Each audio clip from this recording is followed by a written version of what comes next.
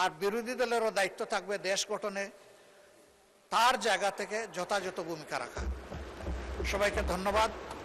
আমি এই প্রস্তাবকে আবারও সমর্থন দিয়ে আপাতত কথা শেষ করলাম। আল্লাহ হাফিজ। আসসালামু আলাইকুম রহমতুল্লাহ।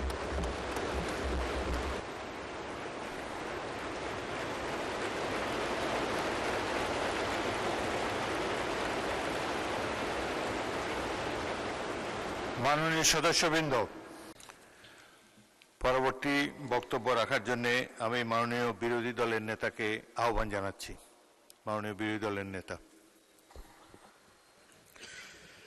ধন্যবাদ মাননীয় স্পিকার।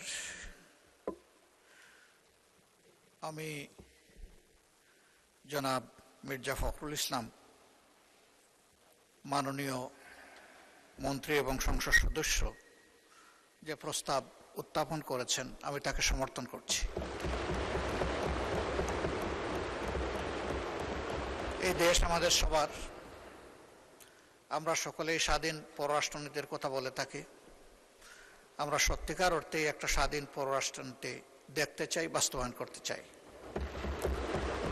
এই ক্ষেত্রে বিরোধী দল হিসাবে আমাদের যেটুকু করণীয়, আমরা সরকারকে আশ্বস্ত করছি যে আমরা সকল সহযোগিতাই করব। সব কিছুর উপরে আমাদের প্রিয় দেশ, যে দুটি দেশ সফরের মধ্য দিয়ে তার সরকারি সফর শুরু হলো, দুটি দেশই আমাদের দীর্ঘদিনের বন্ধু এবং তারা পরীক্ষিত বন্ধু। তবে এটি ঠিক যে বাংলাদেশ একটা ইম্পোর্ট বেসড কান্ট্রি। আমাদের এক্সপোর্টের চেয়ে ইম্পোর্ট অনেক বেশি, ব্যবধানটা অনেক বড়। আমাদের এক্সপোর্টের মূল দুইটা খাত, একটা হচ্ছে রফতানি, আমরা যেটা আরএমজিতে করে থাকি, আর একটা আমাদের ম্যান পাওয়ার, আমি রপ্তানি বলি না, তাদেরকে আমরা পাঠিয়ে থাকি। এটাকে ডাইভার্সিফাই করার যথেষ্ট সুযোগ আমাদের রয়েছে। তার জন্য দরকার শর্ট, মধ্য এবং দীর্ঘমেয়াদী প্ল্যান। আমি আশা করি যে মাননীয় প্রধানমন্ত্রী তার সফরে এই বিষয়গুলা মাথায় রেখেই তিনি দুইটি দেশের সাথে আলাপ আলোচনা করেছেন।